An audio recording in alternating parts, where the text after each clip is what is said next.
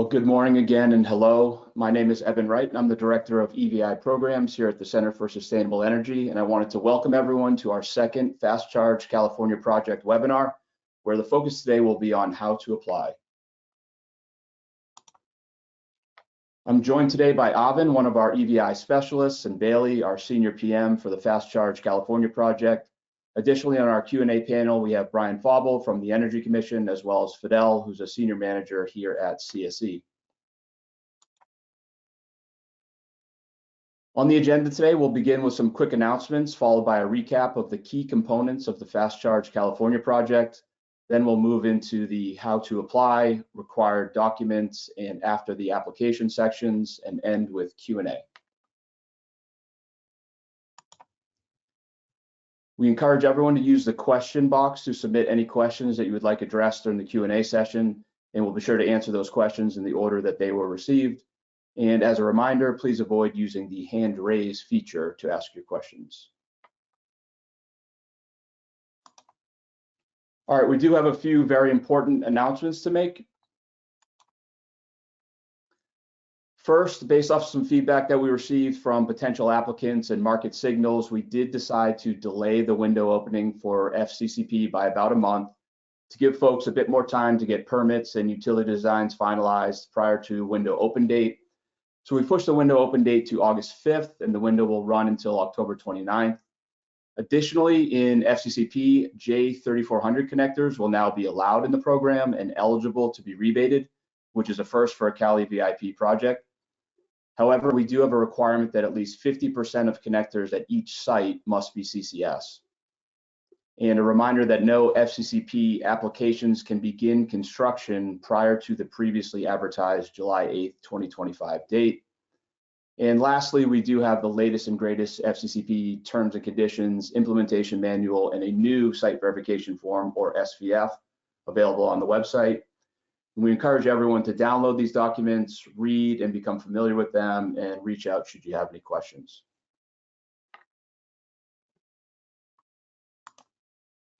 And just to expand upon the charging port connector updates, both CCS and J3400 charging port connectors are eligible for an incentive. CCS and J3400 adapters that are fully integrated into the charger are also eligible for an incentive. And CHAdeMO charging port connectors may be installed and will count towards the total project cost, but will not be considered when determining the incentive cap for the proposed installation. And the last announcement that we'd like to make is the California Energy Commission is preparing the details for the next round of FCCP funding with the goal of an application window opening within the first half of 2026. The official announcement with more details is coming soon, so very exciting, and please stay tuned. We encourage all applicants to please visit our website for the latest updates and to review updated resource material for FCCP.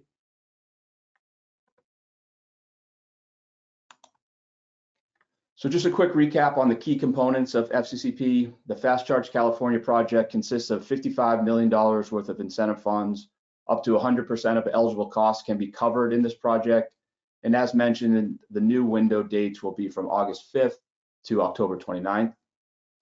We will process applications on a first come, first served basis. We will only be processing applications that are tier 1, which means you are in possession of a permit and a final utility design. So please do not apply until you have obtained both of these application requirements and you have a fully filled out and signed site verification form.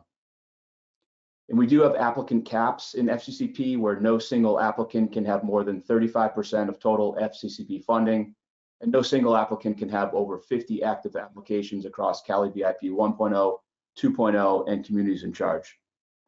And an active application is defined as an application that has not yet received its final incentive payment.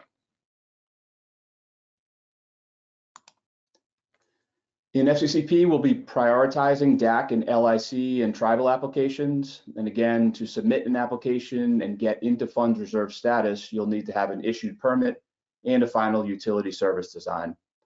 And as a reminder for this project, it's only for DC fast chargers and all sites must be publicly available.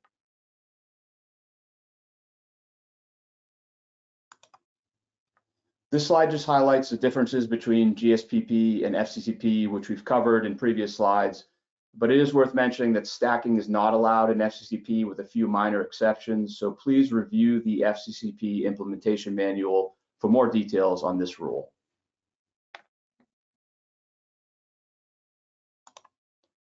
All right, I'll now turn it over to my colleague Avin, who will jump into the how to apply portion of the webinar. Thank you. Great. Sorry about that, everyone. So hello, everyone. My name is Avin, and I will go over how to apply.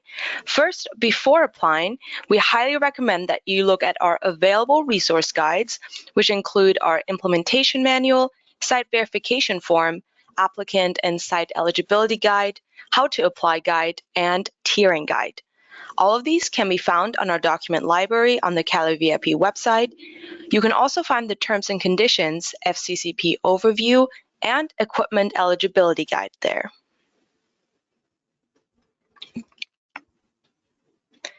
Before applying, it will be helpful to have the following ready. Application manager information, which will be the person managing the application. Incentive recipient information, which is the organization that will receive the check. Property owner information, the person or organization that owns the property. Name of power provider for the site. Name of party responsible for the operation and maintenance of the charging station. The installation address. The model, configuration, and quantity of eligible equipment you are seeking rebates for. The eligible network provider you plan on configuring with your equipment. And lastly, if selecting ACH payment method, the bank account information for the incentive recipient. Section 1 is information on the application manager. The application manager will be the primary contact for all related application communication. You will need to provide the name of the organization, select the organization type that most closely represents that organization, and provide the name and contact information for the application manager. Note that the application manager must be a representative of the applicant organization, so the organization name in this section must match that of the applicant on the site verification form. The next section is the installation site details. A few notes on some of the fields. The installation site refers to the physical location of the charger installed. This should match the installation site on the site verification form. It should also match permitting and any other official documentation. For main site use, please select the site that best represents your site based on the definitions that can be found on our website. If you are unsure if your site qualifies, you can contact us via application assistance and we can help you out there. The property owner is the owner of the site. This should match the property owner on the site verification form. I also want to note that each site will only be awarded funding for one application, so please combine all chargers that a site is applying for into one application.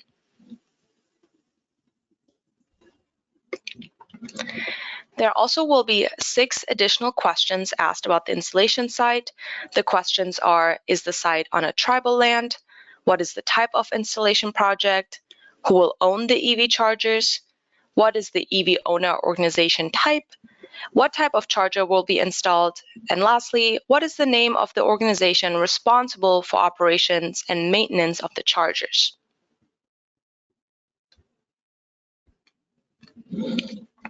In the next section, you will be selecting which equipment you are installing. You can view a full list of our equipment on our website. As a note, each charger equipment represents a specific dispenser make and model configuration, so ensure that you are selecting the right configuration. If you are installing 2 or more chargers, makes or models, you can use the Add Equipment button at the bottom. As a note, you may only receive an incentive for up to 20 charging ports, and you must apply for a minimum of 4 charging ports. Also important to mention that FCCP now allows for J3400 connectors to be installed as long as 50% of the connectors on the site are CCS.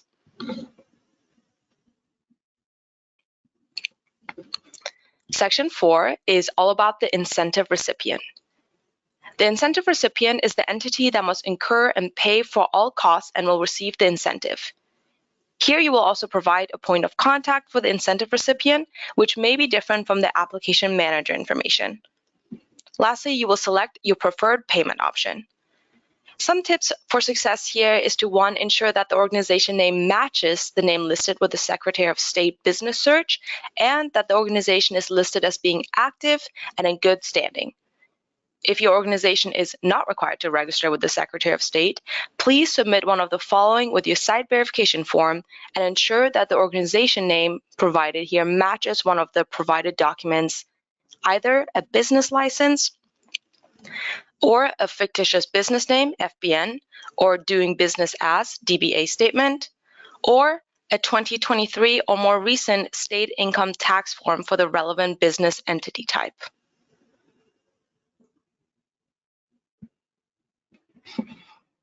At the time of application, all three of the following documents are required: an issued permit, final utility service design, and a site verification form, and this must be the new version available as of June 2nd, 2025. We will review these documents later in the presentation as well. Some tips for success here is that once you upload and save a document to your application, you will no longer be able to edit it.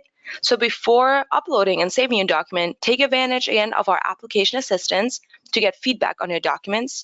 You can fill out an application assistant request form to start this process, and we will respond to you within 2 business days.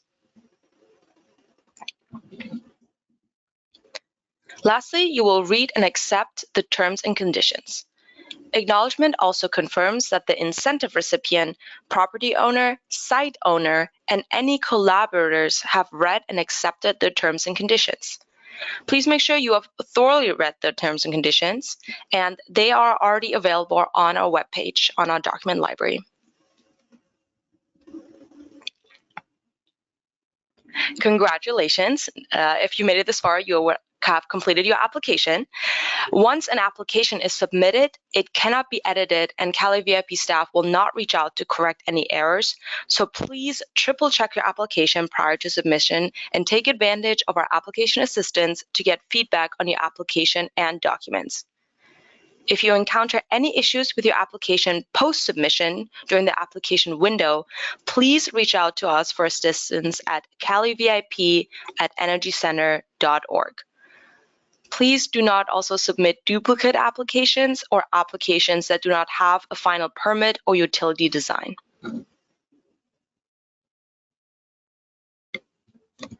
Once submitted, applications submitted will be grouped as follows.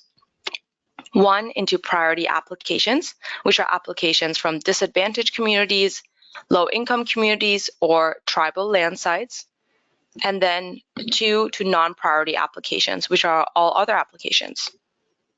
Applications will be reviewed in the order received, with priority applications receiving priority review over non-priority applications. Any priority application will be reviewed first in submission order. If all priority applications have been picked up for review, staff will move on to review non-priority applications in submission order. CALeVIP staff will aim to review your application within 1 week of submission, but actual processing time may differ depending on application volume and the applicant's priority status. Next, we will be going over the required documents. As mentioned before, at the time of submission, each application requires submission of the following: a complete site verification form. Again, that needs to be the new version as of June 2nd, 2025, and must be signed by all parties, an issued permit, and a final utility service design. Please make sure that your documents are all dated and signed where appropriate, that all relevant text and fields on documentations are completed, that the document copy is free of handwritten changes, that the document contains the relevant CALeVIP permit utility application numbers, that the information on the application matches that on the site verification form, that the scans are clean and legible, meaning they are complete of free of cutoffs, that all information submitted is verifiable. Incomplete ineligible, or placeholder documents will result in an incomplete application and therefore will not be eligible for FCCP funding.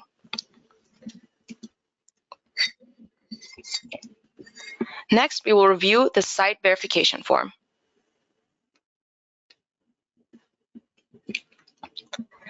At the time of application, all applicants are required to include a site verification form for each FCCP application. The main purpose of the site verification form is to clearly identify who the property owner is and ensure that the applicant organization is authorized by the property owner to install EV infrastructure at the installation address. Signatures from all parties are required prior to uploading the document. For the naming convention, the incentive recipient is the organization paying for all incurred costs related to the proposed installation and who will be reimbursed by the incentive. The applicant is the organization submitting and managing the application. The property owner is the owner of the real estate on which the installation site is located, and the site owner is the owner of the charging station that is granted authorization from the property owner for the proposed installation. There is a field on the site verification form that asks for your application number. This can be found once you start an application and click Save and Exit. Your dashboard should be reflecting this number then. The site verification form will be checked for completion with the following: that the site address matches the address of the incentive application, all organization names match the names listed on the FCCP online applications, all required fields are filled out, it's free of handwritten changes, submitted documents are clear and legible, this goes for any scans as well, and lastly, it's signed and dated by all required parties. Next, we will discuss the issued permit and final utility service design. An issued permit must be an official permit issued by the respective AHJ, list installation address, organization name, and/or property owner name, which must match the application, and include the number of DCFCs proposed to be installed. Here is an example permit. A few areas to highlight here is the permit has official AHJ heading, the installation site and organization name are clearly called out, the number of DCFCs is mentioned, and there is an issue date and expiration date.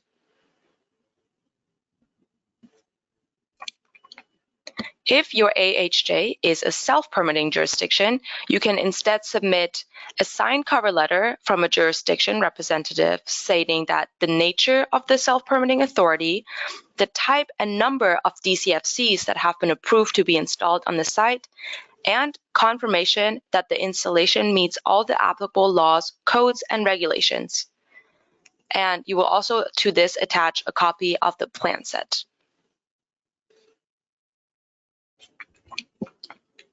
A final utility service design must include seal, logo, or branding of the utility provider, the address of the proposed installation site, the finalized agreement with the utility, and all required signatures.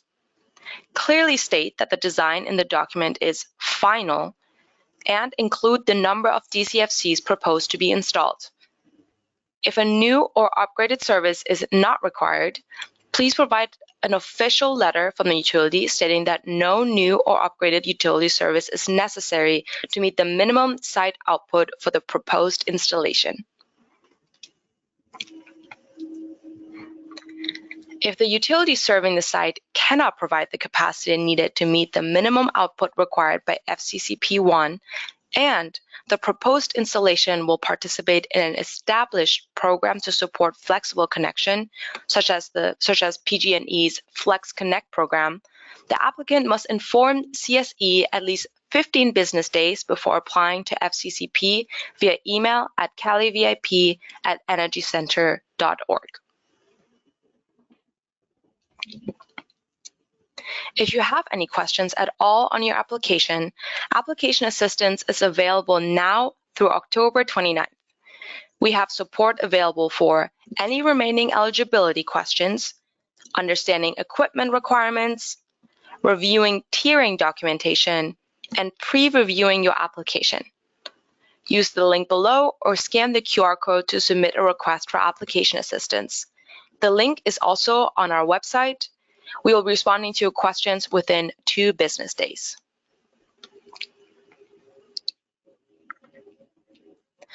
Almost made it through. Our last section is about after the application, just to give a heads up what will come after you have funds reserved.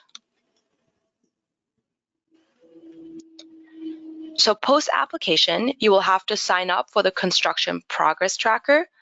An invite will be sent to the application manager. Registration is expected within 5 calendar days of receiving the invite. There'll be a milestone 90 calendar days after funds reserved. Here you will submit a copy of the official equipment order for the charging equipment and switchgear directly from the vendor.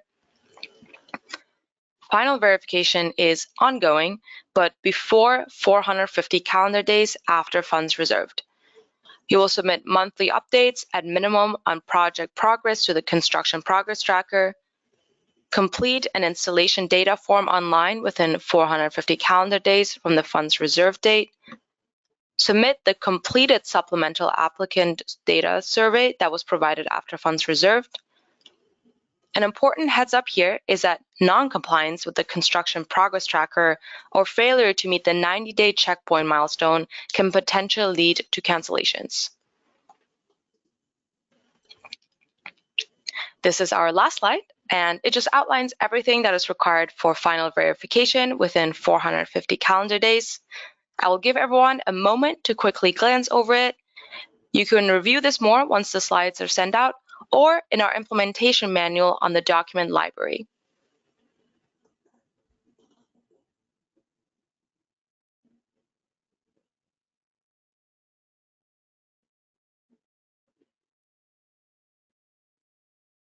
Okay, I think that might be enough time for everyone to have given it a quick glance. And with that, I will pass it to Bailey for our Q&A section. Thank you, Avin. Before we move into the Q&A, I want to take a moment to re-highlight some of the key updates regarding the FCCP launch. Any further questions regarding these changes can be discussed during the Q&A. First, our window opening date is now August 5th, 2025, and it will remain open until October 29th. This change is intended to give applicants additional time to finalize permits and utility designs. Second, for the first time in CALeVIP projects, the NACS J3400 connectors will be eligible for rebates under FCCP. However, we are still requiring that at least 50% of the connectors at each site must be CCS to maintain network compatibility. Finally, no FCCP applications can begin construction prior to July 8th, 2025, which was the previously published date and original window open date. The latest FCCP documents are now available on the document library on the CALeVIP website, which references all of these updates. We will still be making updates to some documents as new updates come in, but the majority of the documents are ready to go. We highly encourage everyone to download and review these materials carefully, as they could answer many questions you may have regarding your application. If you have any further questions, please do not hesitate to reach out to us. Last thing I would like to cover before we enter our Q&A are some very important submittal reminders. While the application window is first come, first served, there is no benefit to submitting an application before it's ready. In order to maximize the success of your application, please ensure you triple check all information for completion and meeting of project requirements. Once an application is submitted, it cannot be adjusted. If any sections are incomplete, inaccurate, or do not meet the full project tiering requirements of an issued permit and final utility design, the application will be deemed ineligible for funding and be canceled.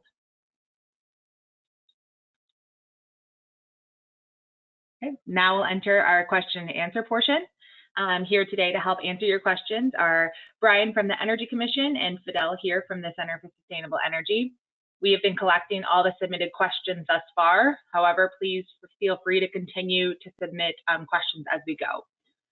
As a reminder, if you have any specific questions to your dedicated specific application, please email us directly or sign up for the free application assistance, which you can access via that QR code or the URL calevip.org/technical assistance.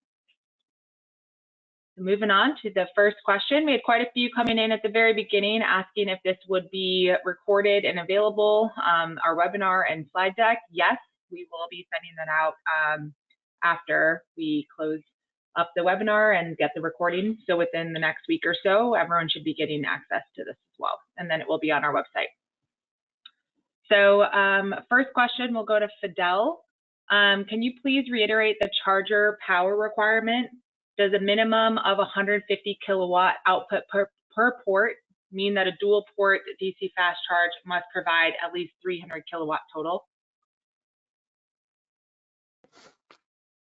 Hey Bailey, thank you. Yes, that is correct. So for each specific port, you will need to provide a minimum of 150 kilowatt output per port. So if your DCFC does have 2 ports on that one dispenser, each dispenser then must be capable of that 300 kilowatts combined from the 2 ports. Thank you. Okay, we'll give this one to Brian. Do you expect this grant round to be oversubscribed? And do you expect there to be a high advantage if the site is a DAC LIC? Oh, we likely will be oversubscribed. I would not estimate it be oversubscribed right at window opening date, but this project is again different from our previous ones where they were region by region or DAC LIC only. Again, this one being statewide and non-DAC or DAC LIC allowed. There's a lot of sites, everyone's available. So I would estimate that yes, we will likely eventually be oversubscribed. And the DAC LIC benefit again is that when those are submitted, they will get priority ranking or sorting on which ones get funded first and not first come, first serve. So again, CSC will collect the applications within a week. They will have that list. If there's a DAC LIC, it will jump ones that are non-DAC LIC and continue to fund as available. I don't know if Fidel or wants to add anything on that. No, I think you got it all. Thanks, Brian. Yeah, thank you, Brian. And just a follow-up, kind of piggybacking on that, there was another question on how the DAC LICs are defined and which websites were utilized for those definitions. Sure. So we've always used the CalEnviroscreen, which now is the California Climate Investments Priority Populations Mapping Tool 4.0. That clearly designates that. You can go on the website and enter your address, and it'll clearly tell you if it is or not an LIC or DAC. And that link and information should also be included in the implementation manual and website. We'll give this next question to Fidel. Can you please clarify what you mean by the property must be ready to build? Can the property be under active construction to apply? Yeah, so ready to build, as defined in our implementation manual, is specifically having a final utility service design for your project and having an issued permit. However, construction for the actual project cannot begin before that July 8th date. So do plan accordingly, and if you have any questions, please feel free to reach out and we can help you out. Yeah, and I'd just add that as well, that the site, your site host or site installation site must already be an existing facility or property. So again, if you're in active construction for a brand new building or property, that's not going to be as eligible as the site needs to be active and existing, and then your project is pretty much just installing chargers.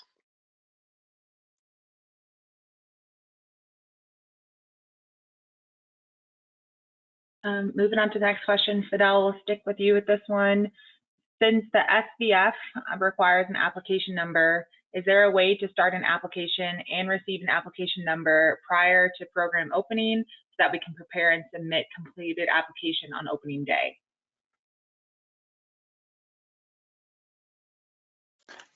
No, there is no way to start an application before the application window opens. So that, excuse me, that August 5th date is the earliest that you'll be able to open an application and obtain your application number for the site verification form.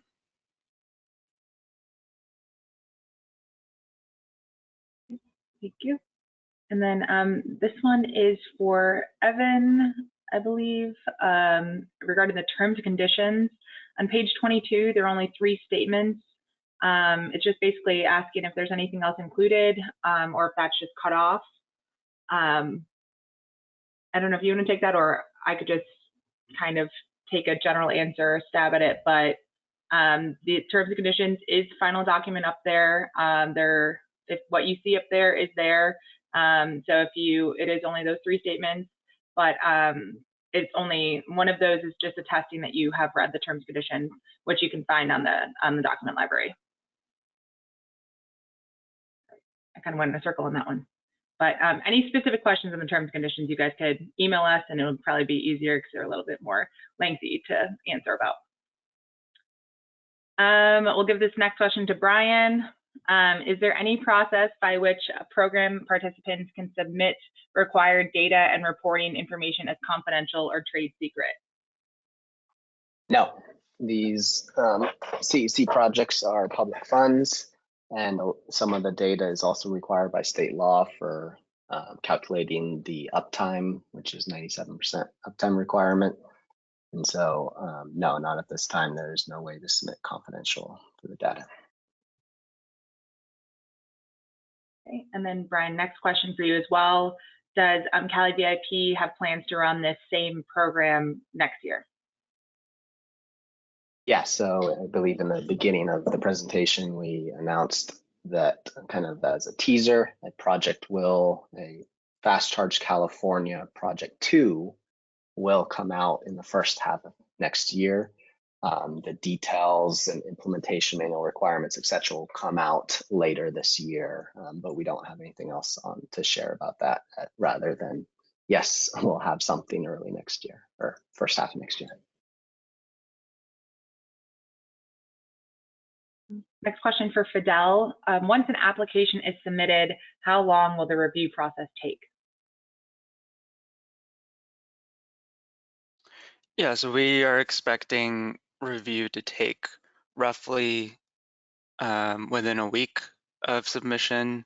However, that does depend on application submission volumes, and our team will be working to get those answers and reviews completed as expeditiously as possible, so you can make your plans accordingly.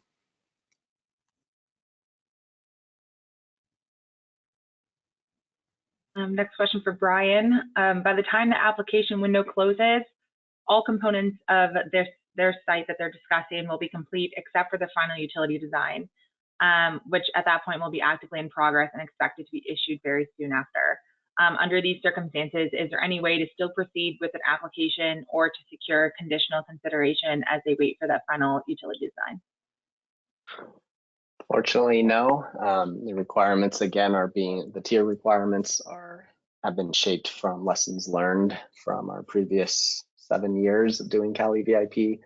And the utility design has been the biggest hurdle, it seems like now, especially for fast chargers. So we encourage you to keep looking for the next project in early next year if you're not going to be ready in time. And then for Fidel, October 29th, what time does the application window close?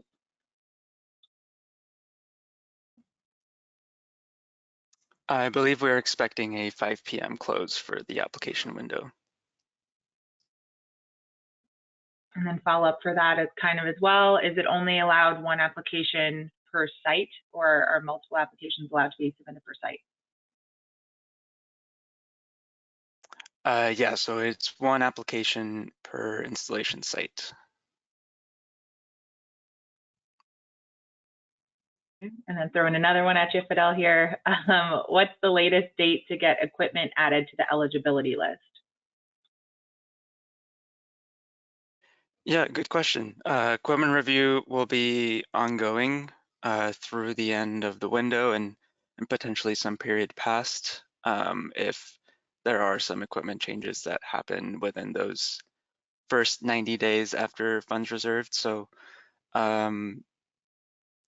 yeah, there isn't a final date that is set. It will be as needed and as requests are submitted. So if you have some equipment in mind that you would like to get our review, please submit it through the portal or email us and we can get you started.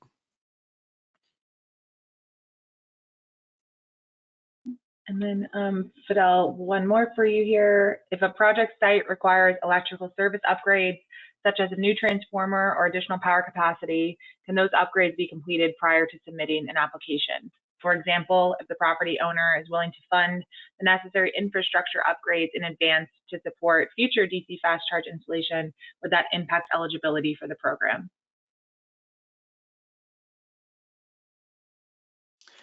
Yeah, so any work is allowed as long as it's completed before you apply. Anything that you intend to complete afterwards is considered the scope of the project, and you cannot begin that before July 8th. So yes, you're certainly welcome to begin some work ahead of time, and in some cases you're required, as Brian mentioned, with newly developed sites, you do need to have that full development of the site completed, or if it's an empty lot, the lot must be paved before you apply. So any work that you're intending to make the site ready for the scope of the project that is covered by this program, that does need to be completed before applying.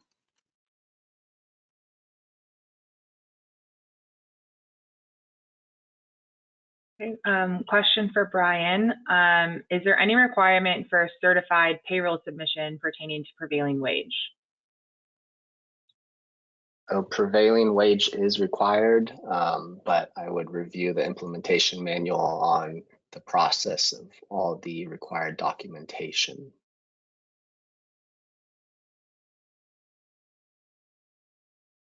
Okay, for Fidel, are applicants reimbursed at the end of the project, or when are expenses made during the process? Yeah, so the project is a reimbursement for costs incurred. When you submit an application, we reserve an amount of funding that is equivalent to the number of ports that you are planning to install, and depending on the power level of each port, you may receive 55,000 or 100,000 reservation per port.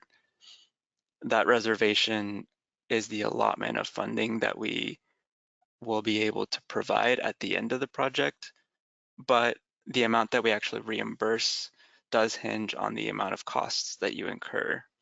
So if you only incur 90% of the costs that we reserved for you, we will only pay out that 90%.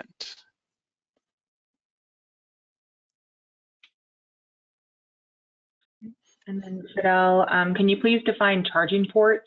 Is it the same as pedestals? An example would be if a charger has two pedestals, dispensers, does this mean two ports? Yeah, good question. I think the easiest way to define it is how many vehicles the charger can charge simultaneously. Some dispensers or pedestals can charge one vehicle at a time, some can charge two. That directly corresponds to how many ports we associate with each one. So I would encourage you to look at our eligible equipment list, which does identify how many ports we have designated each dispenser in collaboration with the equipment manufacturers. Or if you have any questions, please also reach out and we'll be happy to help you. And as well, the implementation manual has a full list of definitions in the very beginning. Brian, for you, what is defined as tribal lands? So I'm not going to know that off the top of my head, but again, we have definitions in the implementation manual, but essentially it should be any, I'm not even going to try and take a stab at it anyways. I would just say, one, look at the implementation manual. If that's not clear, then please reach out to CSE, but it should be any federally recognized land on that the charging station is going to be on. So essentially, if it's tribal associated, where it's something else off of federally recognized land, then it's probably not going to be eligible, or it's not going to be defined as tribal.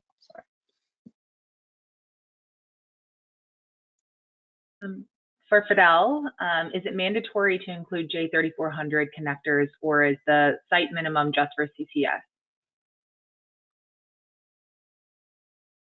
Yeah, so there's no requirement to include J3400 connectors on your site. The change is to now allow the allocation of funding specifically for J3400 connectors. So if there are sites that want to install 2 J3400 connectors and 2 CCS connectors, that is now eligible, as long as that minimum 50% is met for the site in terms of CCS connectors.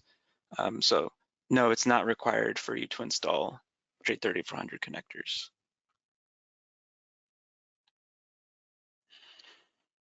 And next question is for Evan. How are we managing prioritizing the low income, the DAC LIC applications versus the first come, first serve method?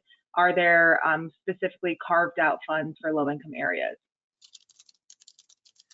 So great question. There's no specific carve out for DAC LIC or tribal lands. However, DAC LIC or tribal applications will receive priority processing. So in other words, let's say on day one, we get 10 applications and 3 are DAC, LIC, or tribal. Those ones will be reviewed and processed as long as they meet all the requirements, and the funders are first ahead of all the other ones in the queue.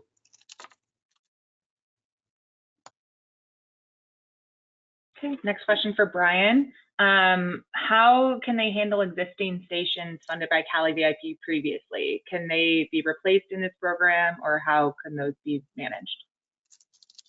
Good question. So previously funded CALeVIP sites have operational requirements as well, that they have to be operational and submit data for 5 years.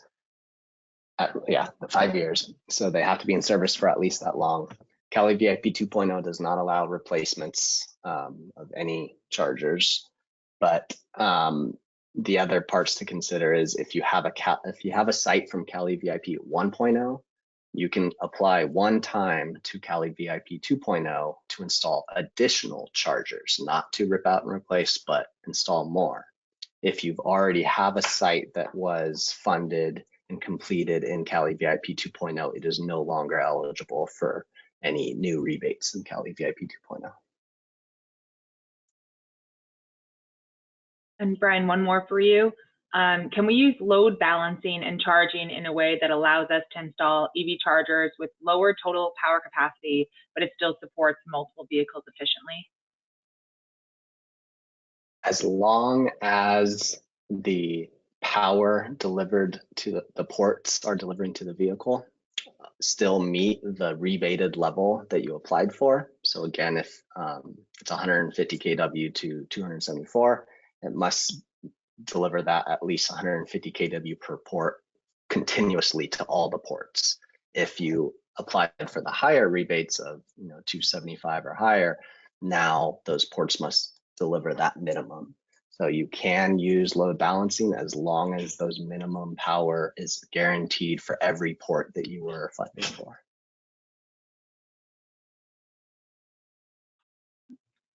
For Fidel, at what time can costs start being incurred and eligible for reimbursements for this? Yeah, so any costs incurred as of January 31st are eligible for reimbursement. There is the requirement for the July 8th, no construction before that date. So any construction costs incurred before then are not eligible and would actually classify your application as ineligible. So make sure you don't begin construction before July 8th. But any costs before that for design or engineering, developing plans, all of that is eligible as long as it's incurred after that January 31st date. Okay, and then question for Fidel here regarding the requirements for self-permitting agencies. Can you give just a brief overview of how that might differ?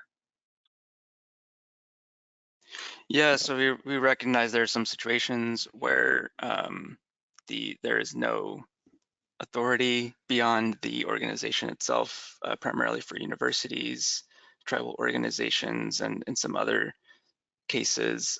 So in those situations, we require a letter from that agency, and we need it to state the nature of the self-permitting status and identify the number of DC fast chargers that are approved and that they meet all of the technical local requirements for the charging station in terms of safety and zoning and other requirements that you may have within your jurisdiction. So those are the primary requirements, but like Brian's mentioned, do encourage you to look at the implementation manual and our resources for a full detailed list. And if you still have questions, please reach out and we're happy to help you out.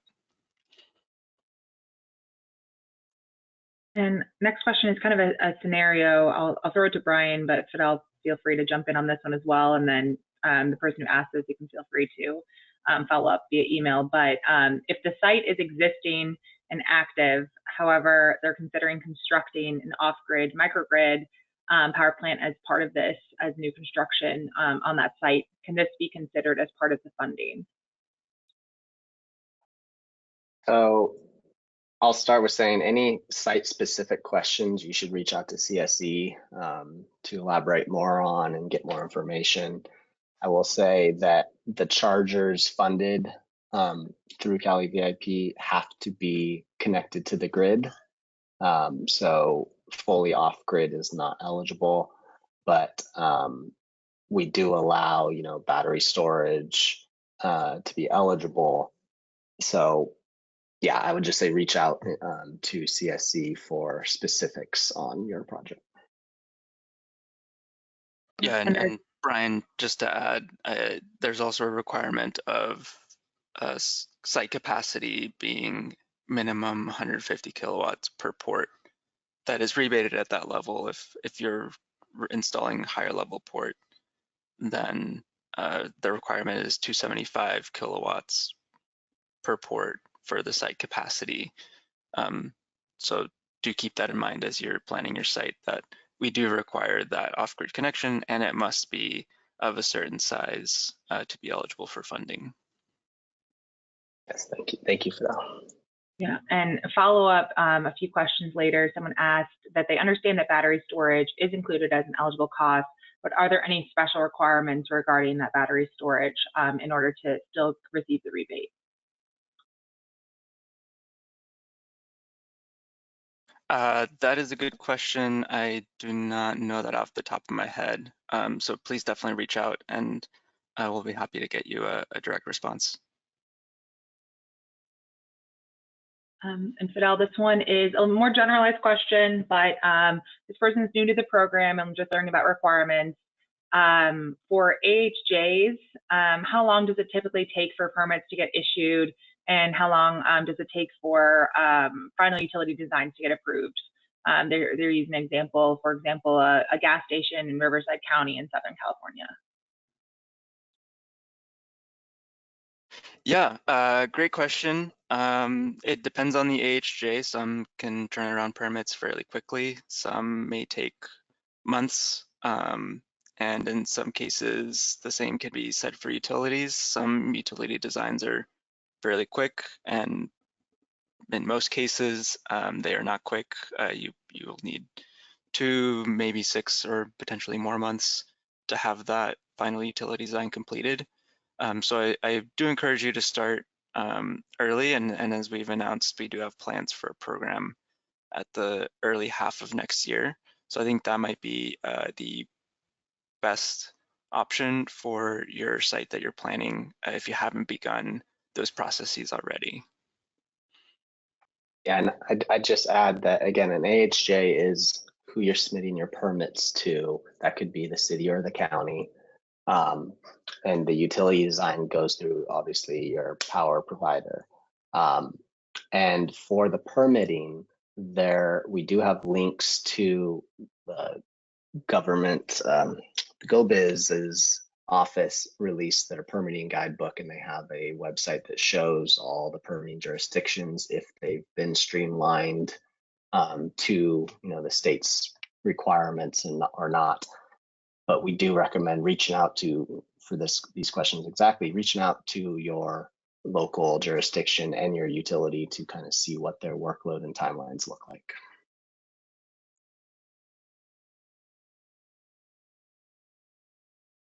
Okay, next question is in regards to CTEP and NTEP certification for chargers. And so is that a requirement for equipment, and has that already been considered in the list of eligible equipment? I'll give that to either Fidel or Brian. Yeah, CTEP and NTEP is a requirement for equipment to be eligible for the program. So that has been incorporated as all of our installations do fall under that requirement of being type certified. So yes, good question. And yes, CTEP, NTEP is a requirement for the program. And for Fidel, if an EVSE provider already has hardware in inventory, but it has not been assigned to a specific project, does that piece of equipment still count as eligible for reimbursement, or is it ineligible? It depends on when the costs were incurred for that hardware. If the cost was incurred after January 31st, then yes, it could be eligible. However, if it was incurred beforehand, that specific equipment would not be an eligible cost, but any other costs for your project, design, construction, installation, all of that would be eligible. Okay. Next question for Brian regarding just different funding, stacking and using different types of programs. So if a site has submitted a project for the Energize Fast Track for commercial vehicle program, but think this program fits the site better as a whole, can we apply for this program as well and just cancel the Energize application? I'm not going to give a yes or no answer. I'll probably lead with, please, you feel free to shoot me an email or CSE and we can follow up with you. I will say Energize, again, is a separate use case where it is commercial and we are light duty vehicles. And so you'd still need to meet our requirements. Medium duty, heavy duty can use these chargers, but the primary use must be light duty. We do have requirements though that you can't have 2 active projects. So again, I don't know the specifics of your other application. So I'd just say, please just follow up with us to provide more information and we get back to you. Next question, Brian, for you. Is there a way to request redaction of business attractive information if there happens to be a FOIA request? Pretty much, I would say off the top of my head, no. All of the information provided on the application is public information as well. As we state, everything submitted is public information, so we do not have any confidential or redactions allowed. Next question for Fidel. If the permit includes other work, will that limit our eligibility, or is there a benefit of filing separate permits?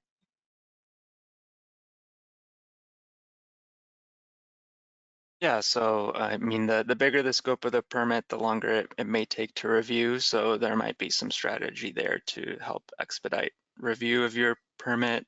However, I will also highlight that the scope of the installation funded through the project does have to be limited to the EV charging stations per the CEQA waiver granted for the project. So it does kind of depend on what you mean by other work. So please reach out if this is a concern, and we can talk about your situation and potential options. Brian, do you have anything else to add? Yeah, I was just going to add that, one scenario we've seen is energy storage. Sometimes integrating that and getting those activated take a little bit longer with the utility. And so we have seen some, do a permit after the fact for the energy storage. But again, the thing to consider is that the requirement is within the timeline to complete your project, your charger must be energized, operational, and open for public use. And so if there's anything that you're talking about with your other equipment or other work, if that's still going to take longer than when you complete the chargers, but then the public cannot use those chargers still, then the project's not deemed complete until the chargers can be utilized by the public.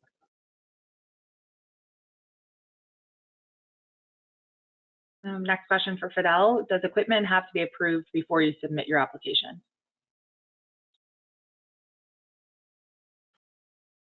Yes, so within the application form, you can only select eligible equipment from the drop-down. So you do have to have it approved before you can submit an application with that equipment. However, if the equipment you are interested in is not eligible yet, but you have discussed with the manufacturer or equipment reseller, and they know that it will be eligible or have given you confidence, you may select a different one to reserve the equivalent funding.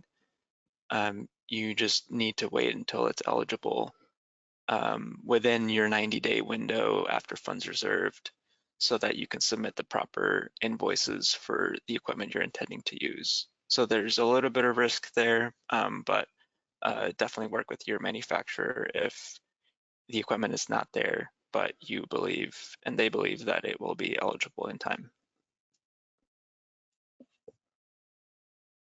Okay. And then Evan, one for you here.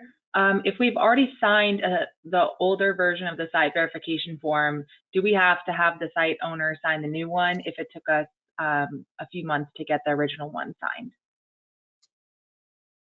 Yes, unfortunately, we do have a new site verification form, which was posted on the website about 2 months ago. So when you submit your application, it needs to be in the proper format with the new version of the site verification form, or else we won't be able to move forward with the application.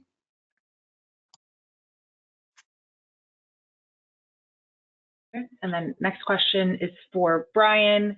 If you want to apply for multiple sites in one area, how far does each site have to be away from each other to be considered 2 different sites? Oh, not sure how we're defining one area, but essentially there's no requirements if you're just downtown Sacramento and you want to put a site at a Taco Bell and across the street's McDonald's. That's fine. There's no spatial requirements. There is language on like campuses and colleges on how we handle that, but I think I'll pass to Fidel to expand on that a little bit. Yeah, so it is one application per site, site meaning the kind of property jointly controlled by the one organization must be contiguous. So for example, university campus is always a complicated one because they typically span multiple buildings but are all interconnected. So you would need to have a satellite campus for that university or satellite location that is separate for it to be eligible for a completely different application. So if you are looking at multiple applications in a closely related set of locations, potentially being the same site, definitely please reach out. We're happy to take a look and give you some advice on how many applications you're eligible to submit. And I will also say, while we do limit the incentive amount reserved to 20 ports, that doesn't mean you can only install 20 ports. You can install as many as you want, but we will only reserve funding for those 20 ports.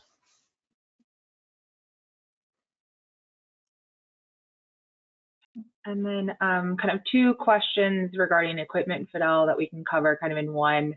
One, we kind of just covered, but are you able to put equipment that is not on the list, hoping that that equipment will become eligible in the future? Or are you able to, on an application, put one equipment and then change it after submittal?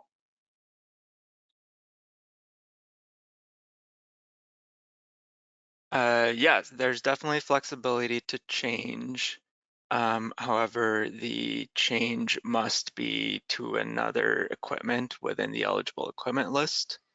And you do need to provide the invoices within those first 90 days after receiving your funding reservation. You do need to provide a equipment purchase invoice,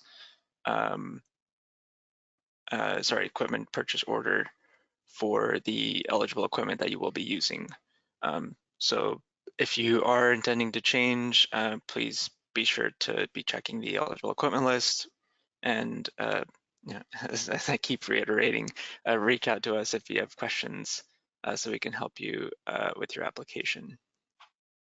Yeah, and I'd just add that if you do that as well, changing equipment is not an eligible justification for extensions. So make sure that that's not going to impact your timeline. And as Fidel said, 90 days from your application being reserved, you have to submit those invoices and proof of order.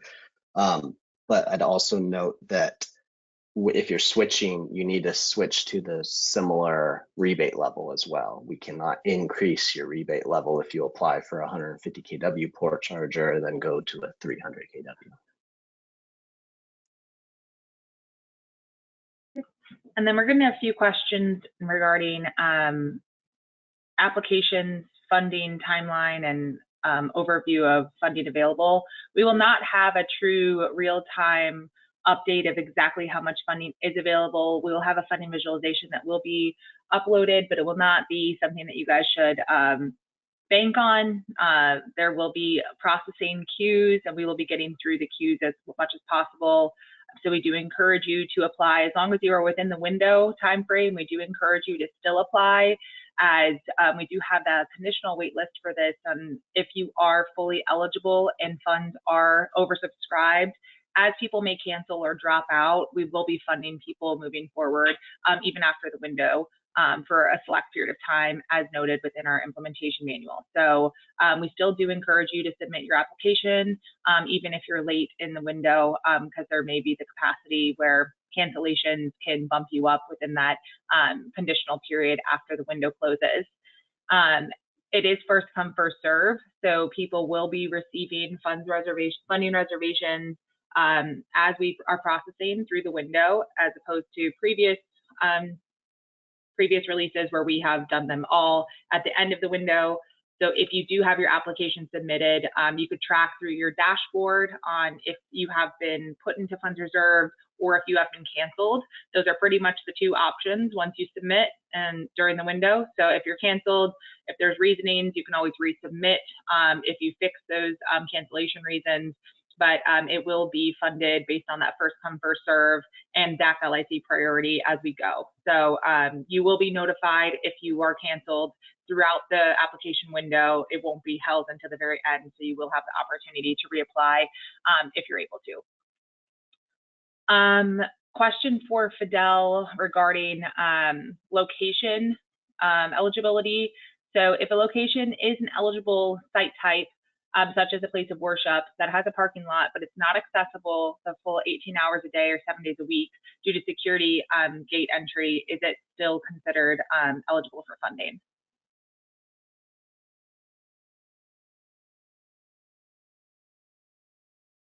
Yes, so the chargers must be located either on the public side of the gate or the gate must be removed such that the chargers then become available 24 hours a day.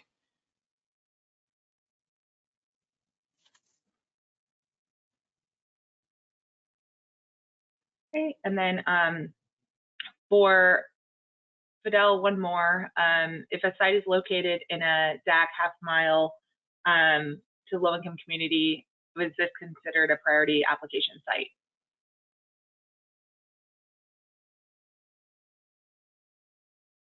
Yes, this is considered a low-income community that is within a half-mile of a disadvantaged community. I think the labeling on there is maybe not fully clear, but essentially anything that is a solid color is an eligible priority population. Question for Brian here. Are we still eligible to apply for sites where the utility has indicated power constraints with availability anticipated by the end of 2026 or 2027? I would say at your own risk. Again, it's going to be very dependent on when you apply and get reserved your funds, because that's when your 15-month clock starts. And you must be, again, energized, operational, and open for public use, and have all your documents submitted to CSE prior to that 15 months ending. So again, at your own risk of potentially not receiving your rebate if you do not complete in time.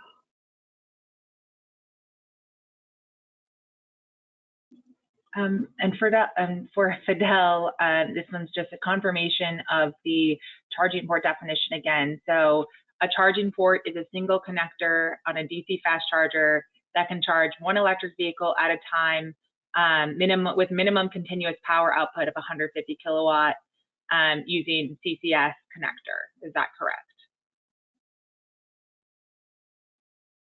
Yes, and the only addition I would make there is that a dispenser with a single port might still have two connectors.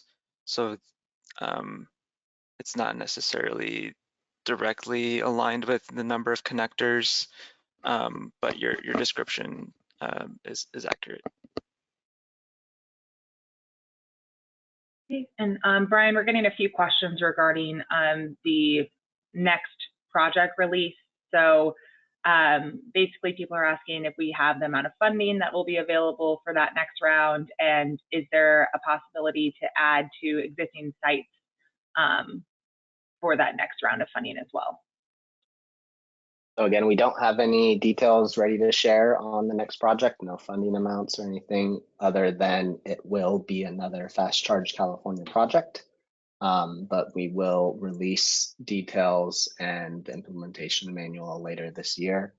Adding to existing sites, again, it's going to be dependent on what that site is, and as long as it meets our eligibility and it was not previously funded by CALeVIP 2.0, then it may be eligible to expand on.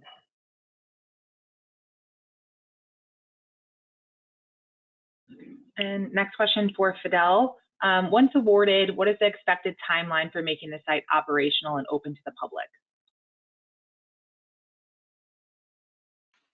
Yeah, so we are maintaining the 450-day timeline for energization and submission of all of the required documents. We do have a extension policy that describes certain situations where we may extend the deadline beyond that.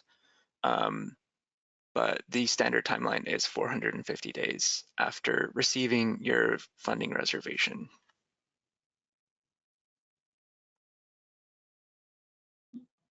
And then Evan, 2 quick questions about the SVF again. Has there been any change to the SVF as of June 2nd of this year, or is it different? And then are e-signatures okay to submit? Or does it have to be a wet signature? So there haven't been any changes since June 2nd, but I would encourage everyone to just go on and make sure that you're using the correct SVF, since we've had 2 different versions up in the past 6 months. So use the one that's posted now. That's the most up to date, and that will not change again. And the second question about a wet signature, unfortunately, we do require a wet signature on the SVF. No e-signatures are authorized. And question for Fidel regarding applications and sites. So about shopping plazas, large shopping plazas that have equipment spread through multiple lots with different addresses. Is this considered one application, or is this considered multiple applications due to different addresses? So that will probably be one single application, considered as one single site. But you know, there are some special cases out there, so it may need some more specified review, specific review of your situation. So please reach out to us and identify your address and your question, and we'll be happy to take a look at that for you and give you some advice.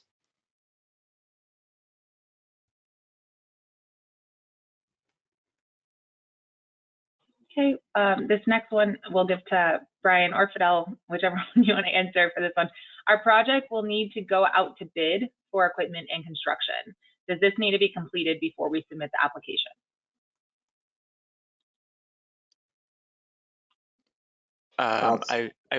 Oh, go ahead. I was just going to say, there is no requirement that you must identify your contractor or anything when you're applying. I will note again that the applications, once you have your funds reserved, if you do get funds reserved, you have 15 months to complete the project. So you will be eating into that timeline if you have to go out and bid. So we encourage you just to be as ready to go as possible when you apply. But again, you will still have to have your utility design and permit in hand already before applying. Yeah, and the equipment, I think, might also be the piece there. If you can't get the equipment secured before the 90 days, you do run the risk of potentially losing your funding reservation. So definitely don't wait too long to go through that process. And this question for Brian, can we stack this incentive on top of any other local incentives? So I refer you to pages 21 and 22 of the implementation manual. Fully discusses eligible and ineligible stacking, but for the most part, stacking, the prohibited stacking is anything from investor-owned utilities, EV charger programs, such as like the Charge Ready 2 program, public-owned utility programs like LADWP's charger rebate program, or SMUD, Burbank Water and Power, any of those, air districts, community chase aggregators. No funding can be stacked that is coming from a specific EV charger program. The ones that we do allow kind of as other funding or incentives that could be stackable or used would be like your revenue from participating in the low carbon fuel standard program, or any funding, federal funding, such as the tax credits or incentives, but nothing that the CEC administers, such as our NEVI funding, can be used. And the utility tariff rules are eligible, as well as local governments can use local state or funding for costs not covered by flat-based rebates. So there's a whole lot I was just reading from, but 21 and 22 are the pages in the implementation manual that you can learn more or reach out to CSE. And this next question is for Evan. Is there a way to get insight on the total number of applications throughout the application window, just to reduce any sort of labor done in vain for submitting applications if there's no funding left? Yeah, good question. Unfortunately, there's no way for us to predict with 100% certainty how many applications we will receive once the window opens. We'll only know the total count when the window closes. So I would encourage you to, just make a business decision, whatever's best for you, whether you decide to put in the work to submit an application, or if it's not for you, maybe reconsider for a future project. Yeah, and I will add, there are some announcements, like if we're fully oversubscribed and fully funds reserved, we'll definitely be communicating and not just allowing everyone to continue to apply blindly. So we'll be making some announcements on if that occurs, but if you don't hear anything that we are oversubscribed and we've fully reserved, continue to assume that there is money available, and then you'll get on that queue. Like we said, in case there are cancellations, we'll still be putting some applications that met requirements into funding reservation after the window closes. So question for Fidel here. Can we use equipment from the coming soon section of the approved equipment page? So yes, but they are not eligible yet. Those equipment in the coming soon list are those that have given us an indication that they will obtain their OCPP 2.0.1 certification within the specified time frame on that table. So if an equipment says Q2 of this year, they've told us they will obtain it sometime within that time period. So it is a less risky endeavor than going with your own equipment, but there is still some risk inherent in that they are not quite eligible yet, and they don't have, in some cases, full control of that timeline. Yeah, if you have more questions about that, please reach out to us and I'll be happy to help. Fidel, one more question for you. When a utility cannot deliver full power to a site, can an ESS be used to boost that service capacity to meet the 150 or 275 kilowatt continuous output for a certain period of time, such as 2 hours? So yes and no. We do allow this limited limited service to a site in the cases of utility flexible connection programs. So through this program, the utility commits to providing a high level of service to the site until the full site's capacity is available, and then the utility can commit to that. I think right now the only program like this we're aware of is the PG&E Flex Connect program, but there may be others in the works. So if you're interested in this option, please definitely take a look at the implementation manual. It does list out kind of all the conditions for that utility Flex Connect option for your site. Yeah, I'll add that information is on pages 40 and 41 of the implementation manual. It also has specifics that if you do anticipate using that program or programs, that you must inform CSE at least 15 business days before applying and submitting your application as well. So please review that IM specifically so you are ready before applying. And then final question here on the list, we'll give it to Evan regarding application caps. If we currently have 30 active applications under CALeVIP, is there any cap or limitation on applying for FCCP funds or the number of awards we can have concurrently? Yeah, so in this specific instance, if you have 30 active applications, no single applicant can have more than 50 across CALeVIP 1.0, 2.0 communities in charge. So that would allow you to have the ability to apply for 20 applications in FCCP. We also have the cap on funds reserved, where no single applicant can have more than 35% of the 55 million in funds reserved. So that's about $19.2 million for one single applicant. Thank you, Evan. And that was our final question. So that does conclude our question and answers portion. So Kulap, we can go to the next slide. As our final wrap up, we would like to leave you guys with a few additional resources. We do encourage you to also reference these as you work through your FCCP applications. And that leads us to our final slide, which is allowing us to thank you all for your time and great questions. We do hope you have a great rest of your day, and we look forward to seeing your submitted applications. So thank you all so much, and any specific questions, feel free to reach out to us. Thank you.